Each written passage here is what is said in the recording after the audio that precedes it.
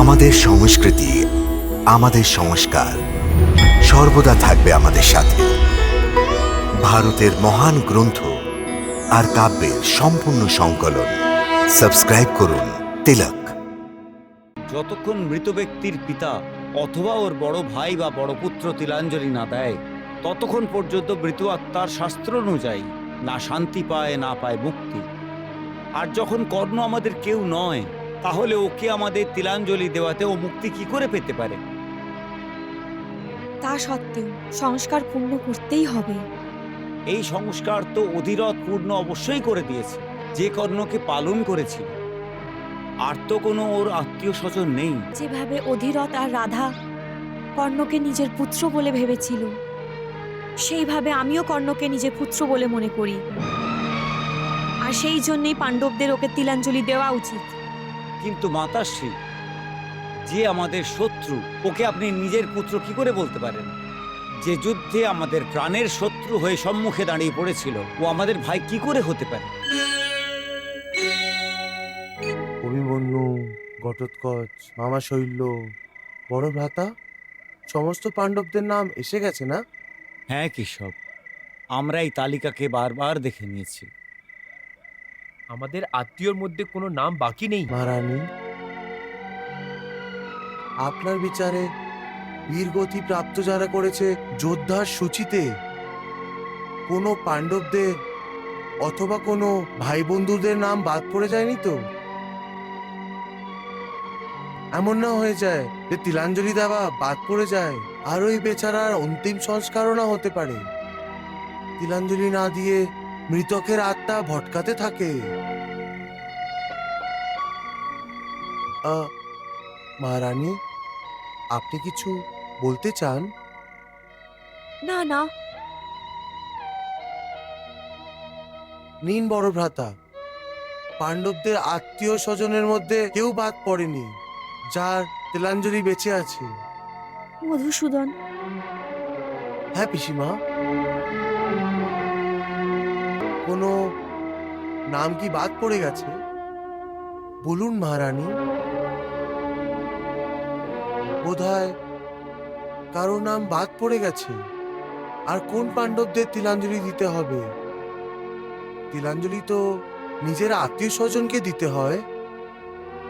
তা সত্ত্বেও যদি আপনার বিচারে পাণ্ডবদের কোনো আত্মীয় স্বজনের নাম বাদ পড়ে গিয়ে থাকে, তাহলে বলুন। জানি না।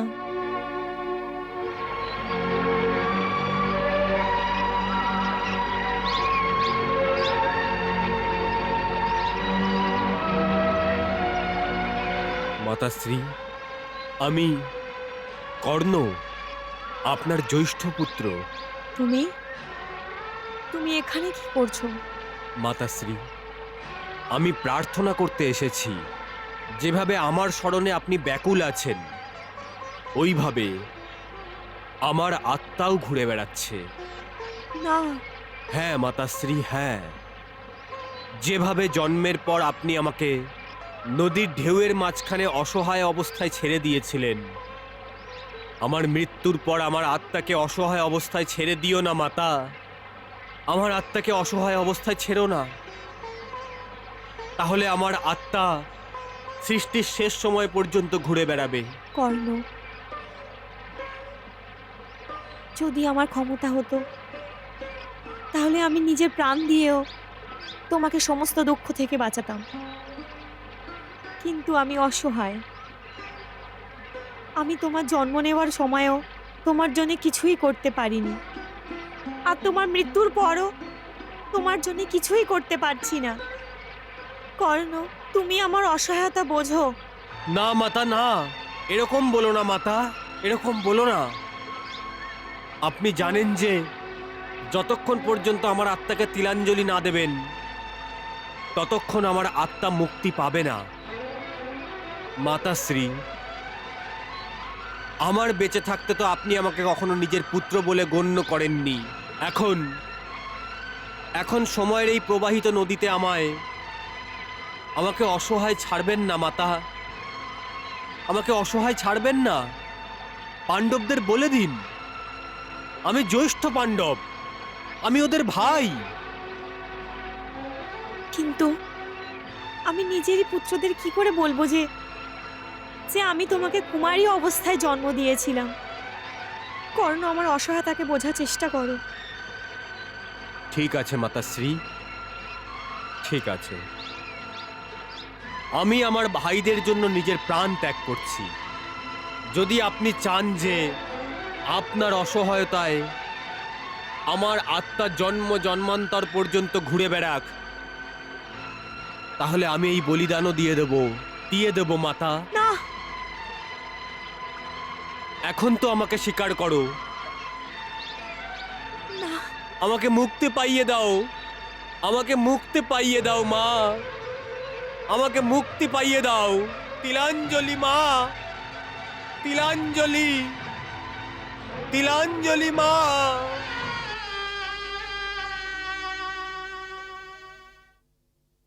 মধুসূদন, মধুসূদন। পিসিমা, কি ব্যাপার? এত অস্থির কেন আপনি? ওর আত্মা অস্থির হয়ে আছে, ও কষ্ট পাচ্ছে, আমার কর্ণ কষ্ট পাচ্ছে। আমি ওকে নদীর কাছে দেখেছিলাম, ও আমাকে তিলাঞ্জলি দেওয়ার জন্য প্রার্থনা করছিল। পিসিমা, আপনি যা দেখেছেন ওটা আপনার হৃদয়ের ব্যথা ছিল, কারণ আপনি নিজেকে কর্ণের দোষী বলে মনে করেন। সেই জন্য আপনার অন্তরাত্মা আপনাকে অস্থির করে রেখেছে। পিসিমা, আমি দেখতে পাচ্ছি কয়েকদিন ধরে আপনি আপনার মনে এই বোঝা নিয়ে ঘুরে বেড়াচ্ছেন, সেই জন্যই আপনি এত অস্থির। কি করব? আমি তো মা। মা, তুমিই বলো মধুসূদন, আমি কি করে অভাগা কর্ণকে নিজের পুত্র বলি? কি করে ওর আত্মাকে মুক্তি দেব? কি করে ওকে তিলাঞ্জলি দেওয়াবো? পিসিমা, কর্ণের মহান আত্মার মুক্তির জন্য তিলাঞ্জলির প্রয়োজন নেই। হ্যাঁ পিসিমা, এই ধরনের মহান আত্মা শরীর ত্যাগ করার সাথে সাথেই পরিত্রাণ পেয়ে যায়। তাহলে তুমি শিবিরে আমাকে বারবার কর্ণকে তিলাঞ্জলি দেওয়ার জন্য সংকেত কেন দিচ্ছিলে? কারণ আমি চাই যে এই মহাযুদ্ধে কর্ণ নিজের ভাইদের জন্য যেভাবে নিজের প্রাণের মহা বলিদান দিয়েছে ওটা সমস্ত সংসার জেনে যাক, বিশেষ করে ওদের ভাইরা জানুক, যারা এখনো কর্ণকে তাদের শত্রু বলে মনে করে, যারা ওর তিরস্কার করে। পাণ্ডবদের ভ্রাতা ওদের ঘৃণার নয়, ওদের প্রেম এবং আদরের অধিকারী। যদি আমি ওই অভাগাকে ওর এই অধিকার দিতে পারতাম, যদি আমি লোক লজ্জার পর্দা সরিয়ে সবার সম্মুখে বলতে পারতাম যে কর্ণ আমার জ্যেষ্ঠ পুত্র। পিসিমা, এখন এই সত্যিকে লোকানো কর্ণের সঙ্গে সবচেয়ে বড় অন্যায় হবে। এখন আপনাকে সত্যি থেকে পর্দা সরাতেই হবে, আর সমস্ত সংসারকে কর্ণের এই সত্যি বলার জন্য কালকে তিলাঞ্জলি দেওয়ার সময়ের থেকে ভালো সময় আর হতেই পারে না।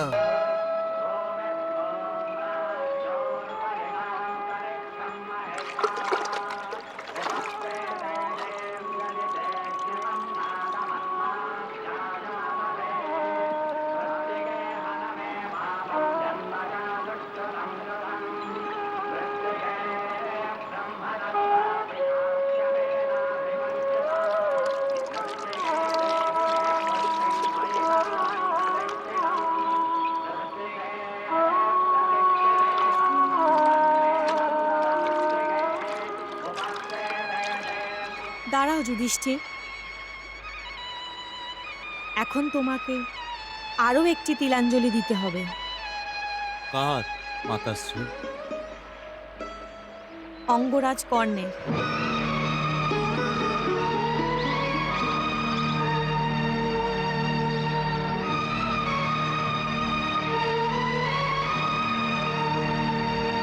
হ্যাঁ, তোমাকে অঙ্গরাজ কর্ণকেও তিলাঞ্জলি দিতে হবে।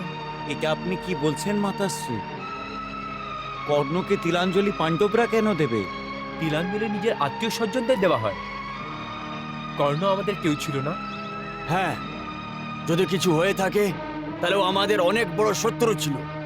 কারোর সাথে শত্রুতা শুধু বেঁচে থাকার সময় করা হয়, মৃত্যুর পরে তো শত্রুর আত্মাও মিত্র হয়ে যায়। কারোর মৃত আত্মার সাথে শত্রুতার খেলা ঠিক না। যে আজীবন আমাদের সাথে শত্রুদের খেলা খেলেছে, ওর সাথে আমরা বন্ধুত্ব করতেই পারবো না। কিন্তু কারোর আত্মার শান্তির জন্য ওকে তিলাঞ্জলিও দেওয়া উচিত। তা না হলে ওর আত্মা ঘুরে বেড়ায়, ও কখনোই মুক্তি পায় না। মাতাশ্রী, যতক্ষণ মৃত ব্যক্তির পিতা অথবা ওর বড় ভাই বা বড় পুত্র তিলাঞ্জলি না দেয়, ততক্ষণ পর্যন্ত মৃত আত্মার শাস্ত্র অনুযায়ী না শান্তি পায় না পায় মুক্তি। আর যখন কর্ণ আমাদের কেউ নয়, তাহলে ওকে আমাদের তিলাঞ্জলি দেওয়াতে ও মুক্তি কি করে পেতে পারে? তা সত্ত্বেও সংস্কার পূর্ণ করতেই হবে। এই সংস্কার তো অধিরথ পূর্ণ অবশ্যই করে দিয়েছে, যে কর্ণকে পালন করেছিল। আর তো কোনো ওর আত্মীয় স্বজন নেই। যেভাবে অধিরথ আর রাধা কর্ণকে নিজের পুত্র বলে ভেবেছিল, সেইভাবে আমিও কর্ণকে নিজের পুত্র বলে মনে করি।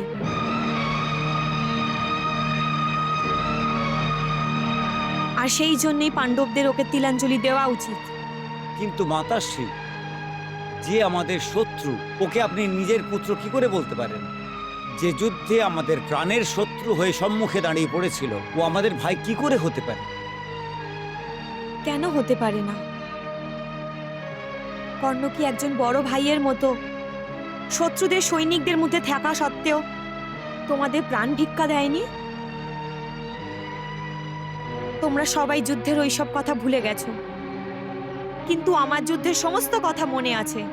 বলো নকুল, বলো সহদেব, কর্ণ কি তোমাদের জীবন দান করেনি? যুধিষ্ঠির, তোমাকেও তো কর্ণ জীবন দান দিয়েছিল।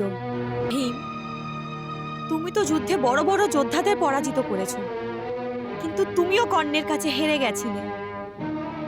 কর্ণ চাইলে তো তোমাকেও মারতে পারত, কিন্তু ও তো তোমাকেও জীবন দান দিয়েছে। ও তোমাদের সবার শত্রু, মিত্র ছিল। ও দুর্যোধনের দিক থেকে লড়ছিল, কিন্তু ও তোমাদের সবাইকে এক এক করে জীবন দান দিয়েছে। বলো, কেউ কি নিজের শত্রুকে জীবন দান দেয়?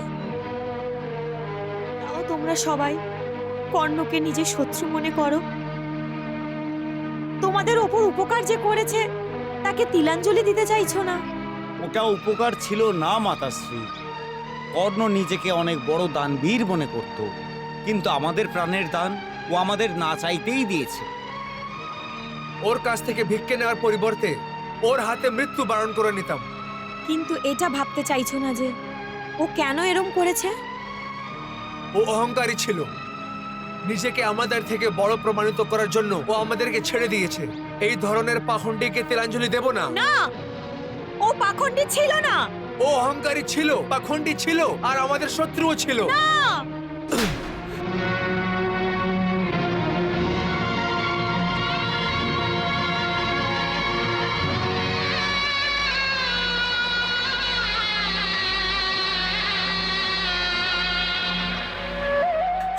ও ও ও তোমাদের সবার ভাই ছিল। না, ভ্রাতা,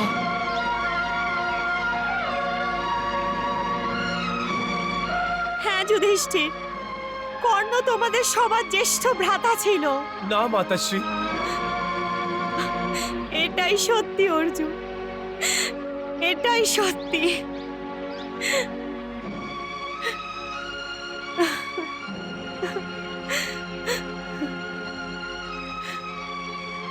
কিন্তু এটা কি করে সম্ভব মাতাশ্রী?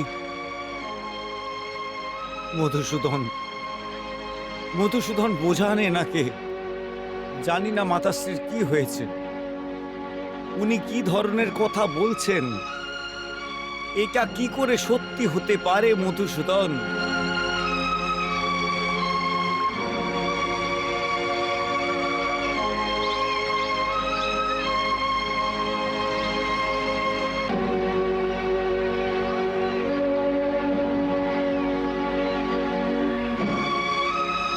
বলো পিসিমা, আজকে এদের বলেই দাও যে সত্যি কি।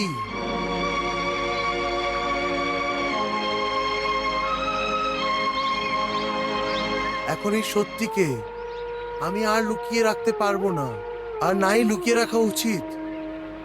বলো পিসিমা।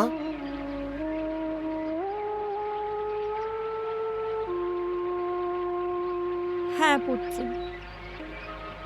এটাই সত্যি। আমার অভাগা কর্ণ পন্থে ছিল, জ্যেষ্ঠ পাণ্ডব ছিল।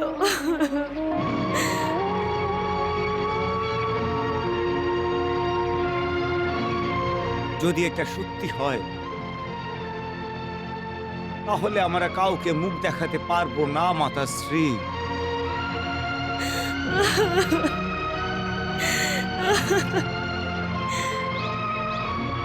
যে লোক লজ্জার কারণে তুমি তোমার চোখ তুলতে পারছো না, আর সবার থেকে তুমি মুখ লোকাবার কথা বলছো, এই কারণের জন্যেই পিসিমা এই রহস্যকে, কর্ণের জন্মকে সবার থেকে লুকিয়ে রেখেছিল।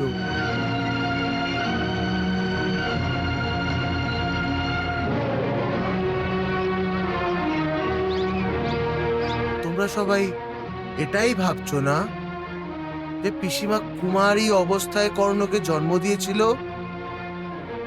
হ্যাঁ, এটাই সত্যি। কিন্তু যেই কথা ভেবে তোমরা নিজেদের মাথা নত করে নিচ্ছ, ওটা সত্যি না। এর মধ্যে লজ্জায় মাথা লোকাবার কোনো প্রয়োজন নেই। আরে বোকারা, পিসিমা গঙ্গা মাতার মতো পবিত্র আছে।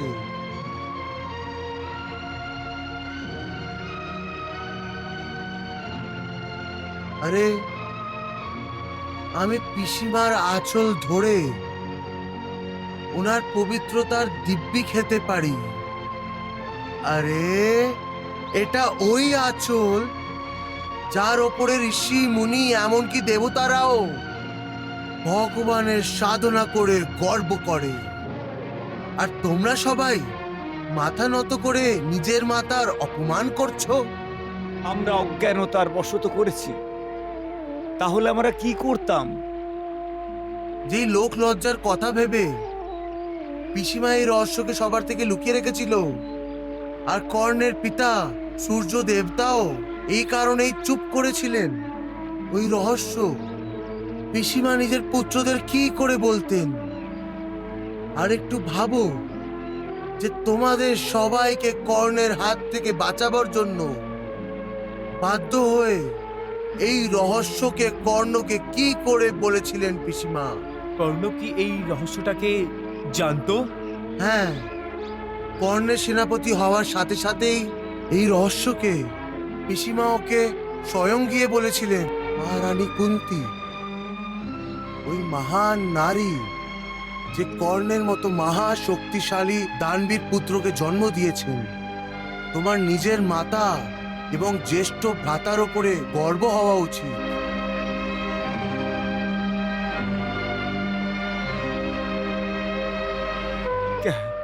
কেশব, তুমি তো আগে থেকেই সবকিছু জানতে, তা সত্ত্বেও তুমি আমাদের বলনি কেন? যদি তুমি বলে থাকতে তাহলে আমাদের হাতে আমাদের ভ্রাতাকে মারার এই অধর্ম তো করতাম না। হে পার্থ, কিন্তু যখন এই কথা বলার অধিকার শুধু পিসিমার কাছেই ছিল, আর যখন স্বয়ং পিসিমা এই রহস্যকে লুকিয়ে রাখতে চেয়েছিলেন, তাহলে আমি কি করে বলতে পারতাম? চলো, নিজের মাতা থেকে আশীর্বাদ গ্রহণ করো, আর নিজের জ্যেষ্ঠ ভ্রাতাশ্রীকে তিলাঞ্জলি দাও। চলো। মাতাশ্রী, আমরা আপনাকে অজ্ঞানবশত ভুল ভেবেছি। আমাদের এই অজ্ঞানতার জন্য আমাদের ক্ষমা করে দিন।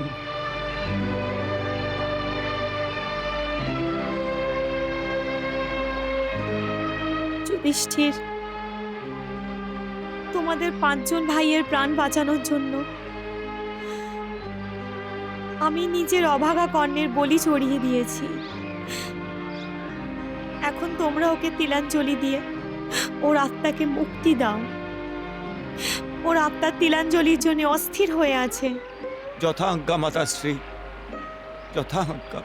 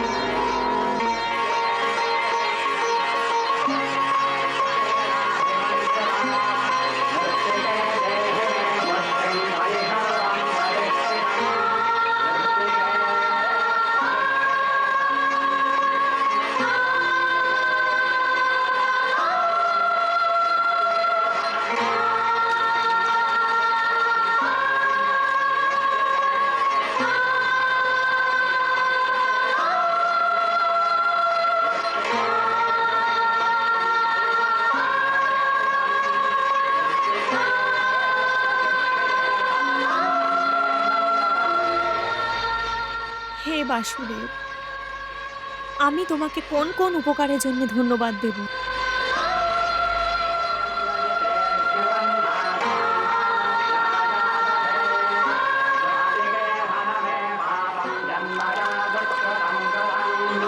Let's